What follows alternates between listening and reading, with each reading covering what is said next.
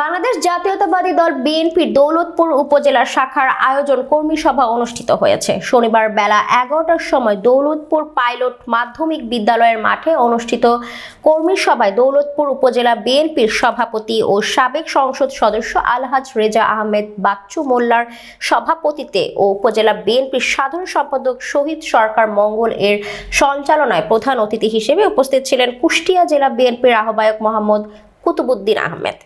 প্রধান বক্তা হিসেবে উপস্থিত ছিলেন কুষ্টিয়া জেলার বিএনপির সদস্য সচিব ইঞ্জিনিয়ার মোহাম্মদ জাকির হোসেন সরকার। এছাড়া বিশেষ অতিথি হিসেবে উপস্থিত ছিলেন কুষ্টিয়া জেলা বিএনপির যুগ্ম আহ্বায়ক অ্যাডভোকেট তৌহিদুল ইসলাম আলম ও নুরুজ্জামান হাবলু মোল্লা প্রমুখ। সাবেক স্বেচ্ছাসেবক ও যুব দলের সাধারণ সম্পাদক আবিদ হাসান মন্টি সরকার এর নেতৃত্বে হাজার হাজার নেতাকর্মী ও কর্মী সভায় অংশগ্রহণ করেন।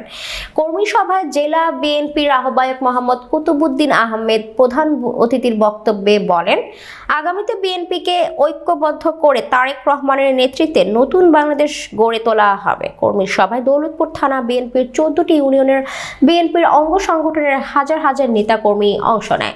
স্মরণকালে এই কর্মী সভায় পাইলট হাই স্কুল মাঠে জনসমুদ্রে পরিণত হয়। কর্মী সভা শেষে দৌলতপুর থানা বিএনপি কমিটির বিলুপ্ত করা হয়। আগামীতে নতুন কমিটি উপহার দেওয়া হবে বলে উল্লেখ করা হয়।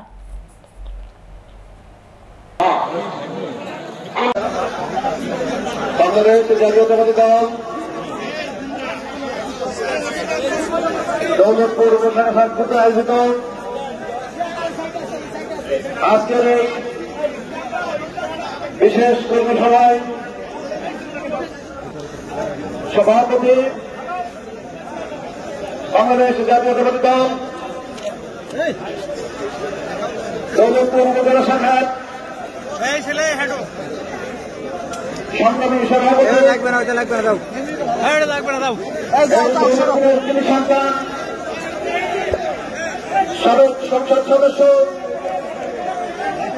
জননেতা রেজা আহমেদ বাচ্চু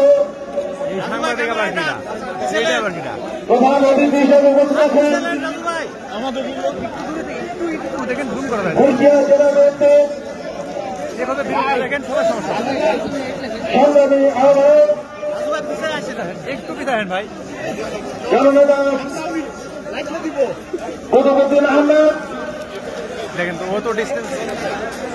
এখানে বিশেষ অতিথি হিসেবে আরো উপস্থিত থাকবেন